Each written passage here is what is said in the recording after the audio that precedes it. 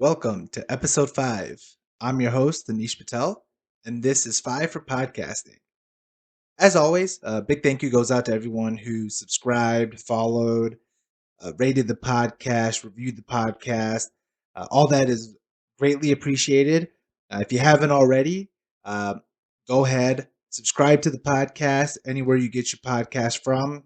Um, Available on Spotify, Apple, Google Podcast, Pocket Cast, and many, many more. You can also follow the podcast on social media so you don't miss out on any new episodes or anything like that.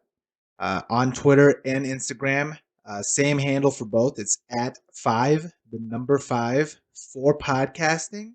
That's at 5 for podcasting. You can also follow me personally on Twitter at avpatel730.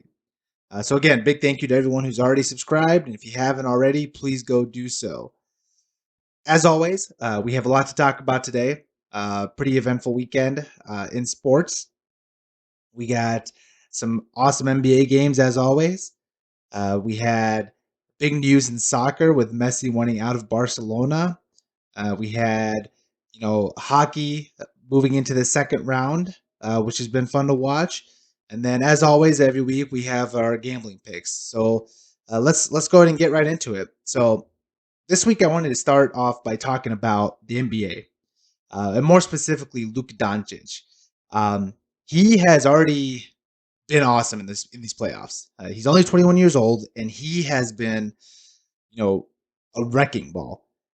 He hit a huge shot in overtime in Game 4 against the Clippers on Sunday to win the game. And immediately after, everybody was already anointing the nickname Luka Legend, and I'm all for that nickname. I love that nickname. I think Luka is an absolute monster. I've mentioned this multiple times already on this podcast. I think the fact that he fell to fifth in the draft is unbelievable. I can't believe it actually happened, to be honest with you, looking back at it. But I guess hindsight is 2020. Um, and the fact that Luka has been doing this, he's been without Porzingis the last couple of games. He sprained his ankle in game 3, I believe it was. He sprained his ankle, and he dropped a triple double on Sunday. 40 plus points, 15 boards, 10 assists. And he was just awesome. He won the game for them. And that team, after he hit that shot, you can tell there's always something about you can tell how great a player is by how his team responds to him in big moments. And his team was jumping on him. They were celebrating him. They had all the good things to say about him. You know, he has been probably the MVP of the playoffs so far in terms of consistency. Now I'm talking about the actual bubble, but I'm just talking about the actual playoffs. And the future is bright for him. Like I said, he's only 21 years old, so he's only going to get better theoretically from here on out. Now, I mentioned earlier, I don't know how he fell to fifth in in his draft. The DeAndre Ayton thing, I guess you can see that because a lot of people were pretty high on DeAndre Ayton, but after that, the fact that Marvin Bagley went ahead of him, the fact that Atlanta traded him to take Trey Young, and it's not a knock on those guys per se, but looking at Doncic's overseas record, he was 18 years old, he was playing against grown men, and he won MVP of the Spanish league. So I don't know how you can't take all those things into consideration, knowing that he was already playing at such a high level at 18 years old against 25 to 30-year-olds. I don't know how people didn't think that that would not translate over. Now, I know what you're probably saying. Um, this in the past, there's been players from Europe that have come over that haven't panned out. Two names that come to mind are Nikola Mirotic and Ricky Rubio. Now, I will say Ricky Rubio now has found himself in a pretty good role. He's consistent. He's a great playmaker, and he's a pretty good player overall. Not knocking that, but the hype he had coming into the draft, people were expecting him to be a lot better than probably what he panned out to be. Same with Mirotic. He was a guy who played in Europe. He had a lot of hype surrounding him before he came over to the NBA, and then when he came over, it just didn't translate. Now he did end up being a good 3-point shooter and a player that team sought after for that 3-point shooting. But again, the height that surrounded him compared to what he actually provided just wasn't there.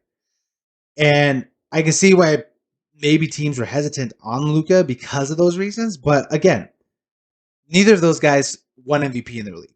You know, um, and I saw a video of Ricky Rubio and Mirotic before they came over.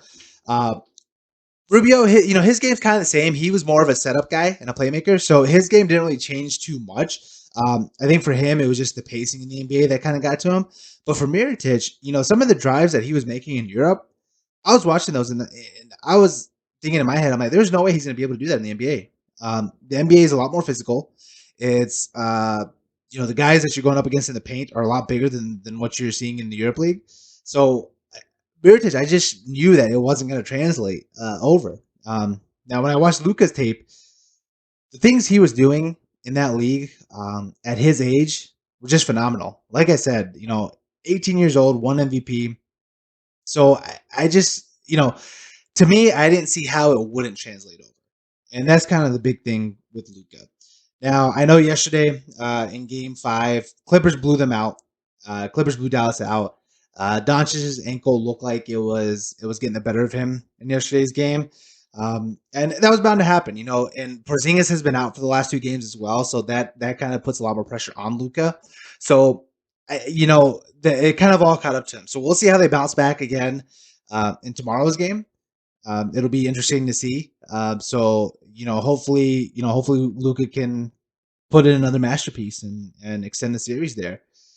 Now, going around, the rest of the playoffs in the NBA, the Lakers and Bucks, they look back on track. Lakers, they lost. Lakers and Bucks both dropped game 1 to the 8 seed. Lakers to Portland, the Bucks to Orlando, and ever since then they bounced back. They've won 3 straight. Both teams play tonight, hopefully hoping to close it out. And I think they will. With the Lakers, they kind of are catching the Blazers at the right time. Lillard not only dislocated his finger in one of the earlier games, but last game he also sprained his knee. So, he's not going to be 100%. And if Portland had any hope of extending this series, they would need Lillard at 100%, in my opinion. Without him being 100%, I don't think Nurkic and McCollum can carry the load all by themselves. I think the Lakers are probably going to close the series out tonight. I think Portland will put up a fight. I think it's going to be a good game, but I just think the Lakers are going to overpower them tonight. And same with Milwaukee. Milwaukee, they kind of got caught off guard that first game, and now they bounce back. Middleton is starting to show up. Bledsoe's been playing well. Giannis, obviously at an MVP level, just won Defensive Player of the Year yesterday. So he's going to go out there today. I think he's going to, close the series out. He'll probably put the team on his back and take care of business today. So Lakers and Bucks, they're going to be right on track. Now, with the Bucks, once they win, they're gonna play Miami in the second round. So I think that's gonna be a tough matchup for them. Miami, like I've mentioned before, they got 9 guys that they can roll out there, and 9 guys that can really shoot, space the ball, and create plays. And that's gonna be tough for Milwaukee. Milwaukee's a good defensive team, but we'll see how they match up in terms of the benches. I don't think Milwaukee's as deep as Miami, so it'll be a fun series to watch. Same with Lakers. Lakers, they're probably going to get the winner of OKC Houston. So that'll be fun to watch. If it's Houston, Houston plays small ball. So we'll see if the Lakers are going to keep Anthony Davis in there and just pound Houston to the ground with Anthony Davis. Or are they going to go smaller and kind of stagger Davis and LeBron? So it'll be interesting to see. OKC, if they make it, obviously they have Steven Adams, so Lakers won't really have to worry about playing small ball, but it'll be fun to see regardless. A matchup that I'm looking forward to in the second round is Raptors Celtics. Both of the teams swept the first round opponents. Celtics with Philly and Raptors with Brooklyn. Raptors are poised to make a defense of their title. Like I mentioned multiple times on this podcast, Nick Nurse is amazing. He's probably the best coach in the league and deservedly won Coach of the Year this year. So I think he's gonna have his team ready. Guys like I said, Fred VanVleet, Pascal Siakam, Kyle Lowry, they're all playing at a high level right now. Um, and and Toronto is a team that has a lot of experience under their belt. Like I said, they just won the championship last year, so they have the mentality of defending the championship, which I respect. So it's going to be a good series to watch. Celtics, I think Celtics do have a chance. I think that with Jason Tatum and Jaylen Brown, defensively they can match up pretty well with Toronto. It's just going to be a matter of you know who wants it more. I think um, Celtics, they've been to the Eastern Conference Finals before, to Game 7 against Cleveland, and have that heartbreak to kind of build off of. So they have experience too. So it'll be a fun series to watch. Um, and then in terms of the rest of the NBA, like I said, Oklahoma City, Houston, that's been a good series. That's tied 2-2. Um, that series, I don't know. It can go either way. I predicted that it'll probably go 6 or 7. Um, I predicted OKC to win, so we'll see. Chris Paul has been coming into his own the last couple of games. He's really figuring out his rhythm, so that's only good for that can only be good things for Oklahoma City. Denver, Utah. Um, Denver, they stayed off elimination last night, made the series 3-2 in favor of Utah. Donovan Mitchell, man, he has been awesome. He has been unstoppable, in the playoffs. And Denver doesn't really have an answer for them. The only thing that they have going for them right now is the fact that Jamal Murray has been playing consistent. And that's always kind of been the struggle with Denver is, what you're going to get out of Jokic. He's going to be a beast in the paint. He's going to dish the ball out. He's going to score. He's going to rebound. You know what you're getting with them. The problem with Denver is they never knew what they were going to get from Jamal Murray night in, night out. Now that he's been playing consistent, that can only bode well for Denver. So we'll see how that goes. It'll be interesting to see if they could, if they can really step it up and extend that series and push it to a Game 7. So that's enough of NBA talk now. Now I want to talk about the other big news coming out of the soccer world. Lionel Messi announced over the weekend, or yesterday, or 2 days ago, I should say, that he wanted out of Barcelona. Speculation started over the weekend that he was probably going to request that, and it was made official the other day. So, this was a shocker to me. I'm a big Messi fan. I'm a big Barcelona fan. I followed Messi ever since he was there. When he was 16 years old. So, that it was a tough one for me. I'm still going to support Messi wherever he goes, and it looks like that he's probably going to be headed to Manchester City, according to Marcelo Bachelor. So, Man City probably made the most sense for him. They're the team that had the most money to throw at him.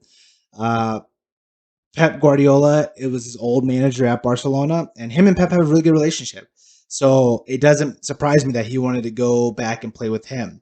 Also, you got Sergio Aguero, a fellow Argentinian there at Man City. So Messi is very familiar with their system, with some of the players there. So it made sense. I don't know if I'll root for Man City per se, but I'll still root for Messi. He's one of the best players, if not the best player in the world, still to this day. So it was sad to see him leave Barcelona after, especially being there since he was 16. Never been with another team. He's 33 years old now, so you can only imagine the length there that he was there for. But I also understand why he wanted out. Frustrations were boiling over. They got dismantled in the UEFA Champions League by Bayern Munich. That 8-2 crushing that they experienced, and Messi just didn't see a vision, or didn't like the vision that the team was going towards. He didn't, from what I've read and what I've heard, he felt like he wasn't, he felt that the team wasn't going in the right direction, and that's the ultimate reason what caused him to want out. And he's probably not going to be the first guy wanting out of Barcelona. There's reports that Luis Suarez is probably going to want out as well, so it'll be interesting to see now where Barcelona goes from here. But like I said, he's probably, as reported by Marcelo Bachelor and Bleacher Report, he's probably heading to Man City, so that'll be fun to watch. It'll be fun to see what Messi can do in the Premier League. I know early in his career, the biggest knock on him was was could he do this against a top talent in leagues like the Premier League, where it's much deeper than La Liga. So it'll be interesting to see now. He's going to be going up against best of the best in the world. You're going to be going up against the Chelseas, the Manchester Uniteds, the Liverpools, the Arsenal. So it'll be fun to watch, see what he can do in that environment and in that setting. So that'll be interesting. Now switching gears a little bit, I want to switch to hockey. Um, Second round of playoffs started over the weekend.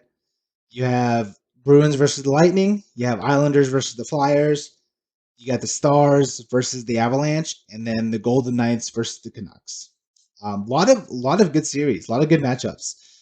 Every single matchup, also, surprisingly enough, are division rivals. So that makes it even better. That makes it even more fun.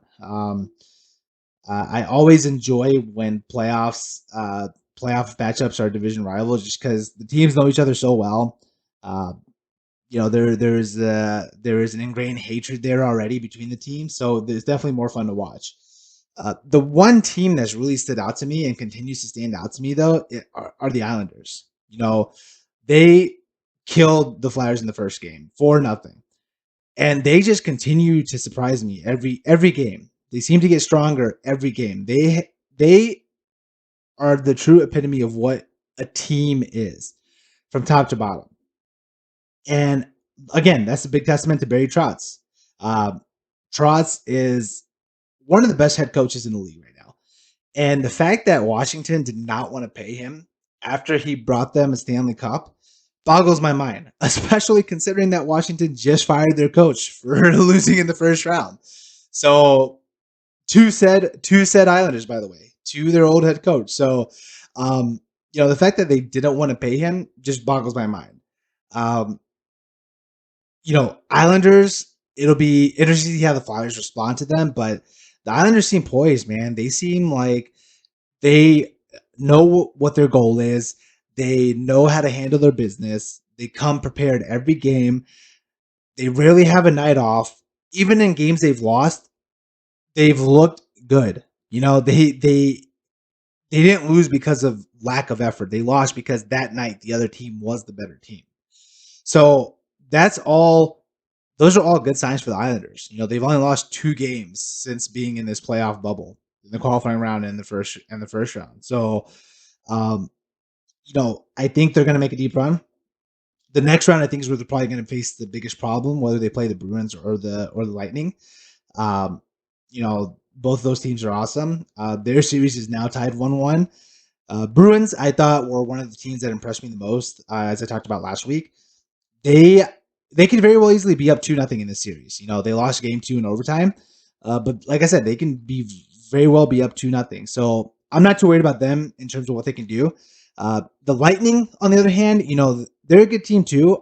They lost Stamkos to injury in the qualifying round, so I think that's going to hurt them as the playoffs go deeper and deeper.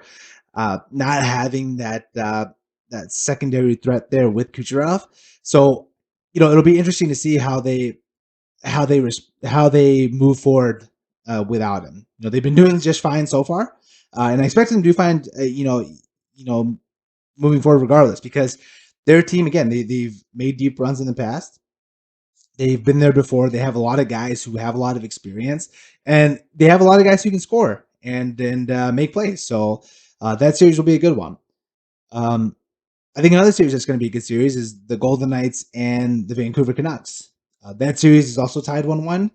Golden Knights, they came out and won. I believe it was 5-0 in game 1. So I thought that series was probably going to be a wrap early for five games max. I thought, but the Canucks responded well last night.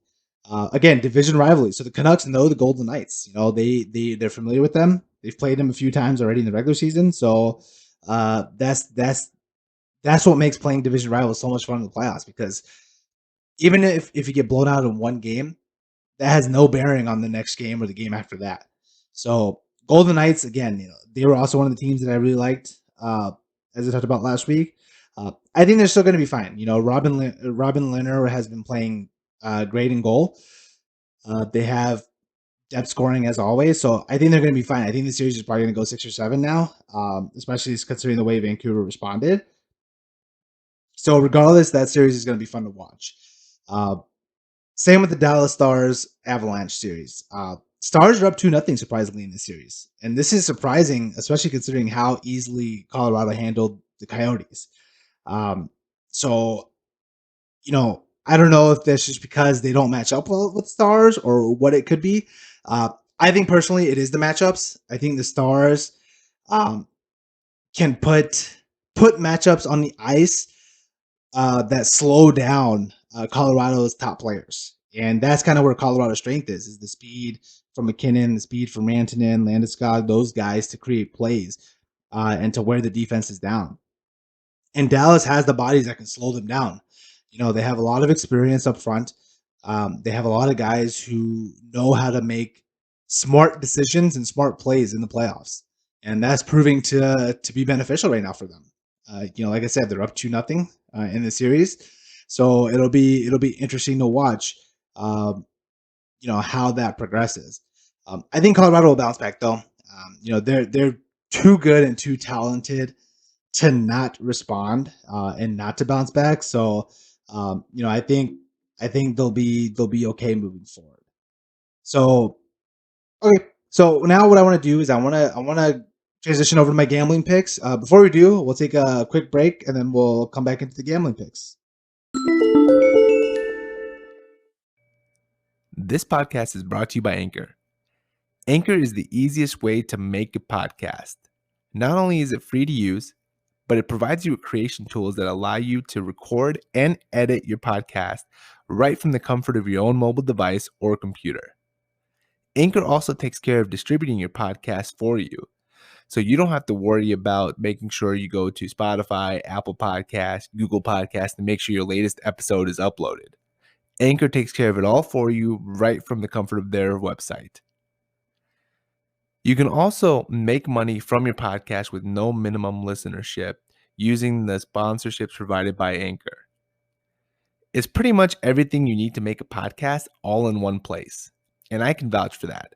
I've been using Anchor for almost a year now, and not only has it been easy and convenient, but it's great as someone who's just starting in the podcast game to really get the podcast name out there and really be able to hone in on my skills of editing, producing, and writing out a podcast episode.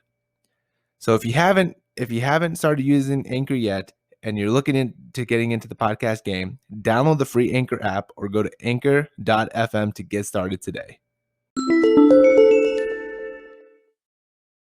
All right, so let's get into our gambling picks for the week. Like I said last week, I'm going to make 5 picks every week. Starting out with the fictional $500. Started last week. Last week did not end up so well for me. I ended up going 1-4 on my picks, down $305. So hoping to recoup this week. Every week is a new week, right? So hoping to bounce back this week and make some waves here. So another $500 this week. Typically, I've been doing games on just Wednesday. That's primarily because I recorded the podcast on Tuesday, and lines just weren't available for Thursday, Friday games. So I recording this now Wednesday morning so that we can have lines for Thursdays. So I actually have 2 picks for today for a game today, and then 3 picks for tomorrow. So let's start with the games today.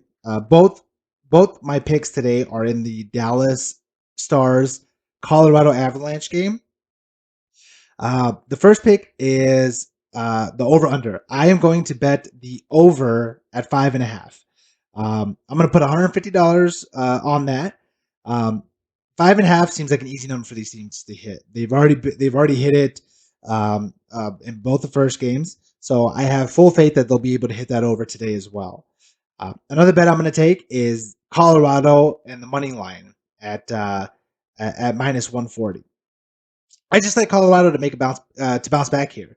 They're down 0-2. They're going to be aggressive. They're going to play with a high sense of urgency, and I think that they're going to be able to win this game, pull within one game in the series, and really make it a series again. So, I like the Colorado money line there. I'm going to put $100 on Colorado money line at minus 140. Now, the three bets for tomorrow. The first bet I'm going to take is Dallas at plus 8.5. I'm going to put $100 on that. I think Dallas is going to bounce back from the beating they took last night. I think every day Luka's ankle is getting a little bit healthier. Again, I don't know if Kristaps is going to play, Porzingis is going to play in the next game, but I still think that Luka will be able to rally this team and bounce back here. I don't think they're going to win per se, but I do think they'll be able to cover that 8.5 spread. Another bet I like is Utah versus Denver, and Utah being the 1.5 point favorite. I'm gonna put $100 on them to cover the spread at 1.5. The games in this series have been close the last couple of games, so the 1.5 spread seems about right. I just think Utah is more. They're deeper. They're more consistent with the scoring they're getting from their players. Conley is back. Donovan Mitchell is playing at a high level. Joe Ingles is hitting shots. So they're getting a lot of contribution from a lot of different players. And that's not mentioning Jordan Clarkson coming off the bench. They're getting 20 points from him off the bench every game. So I do think Utah will not only cover the spread, but I think they'll close the series out tomorrow. And then the last bet I'm going to take is Boston Celtics at the Raptors, Toronto Raptors. I'm going to take the under on this. The over-under is set at 216. I think both these teams are really well coached defensively. They're both great defensive teams. So, for both teams needing to get to 108 points to cover this over, it's going to be tough. It's going to be a tight game. I don't think they'll get to the over. That's why I'm going to bet the under. I'm only going to bet $50 on it, though. I'm not as confident as some of these other bets, so I'm only going to put $50 on that. So, again, that's to go over the bets again. I'm putting $150 on the over for the Avalanche Stars games. The Avalanche Star games is set at 5.5 goals. I'll put the over, bet the over on that, 150. $100 on the Colorado money line at minus 140. $100 on Dallas to cover the 8.5 spread. $100 on Utah to cover their spread at 1.5 points. And then $50 on the under for Boston, Toronto, set at 216. So again, hopefully I bounce back this week on my bets. You gotta do better than last week, right? I mean, I was 1-4 last week, so can only go up from there. Hopefully, at least. So we'll see how that goes. So that wraps up today's episode. Part 2 of my NFL preview, the AFC, will be coming out later this week on Friday. So be on the lookout for that. As always, be sure to subscribe. Be sure to follow on social media so you don't miss out on when the next episode is going to come out. Podcast is available on Spotify, Apple Podcasts, Google Podcasts, wherever you get your podcasts from. Follow the podcast on social media, on Twitter, Instagram. The handle is the same for both. It's at 5, the number 5 for podcasting. You can also follow me personally on Twitter to get updates about the podcast as well. My Twitter handle is at avpatel730. Again, big thank you. Big thank you to everybody who's already followed. Thank you for listening. Be sure to follow if you haven't already. And we'll see you Friday.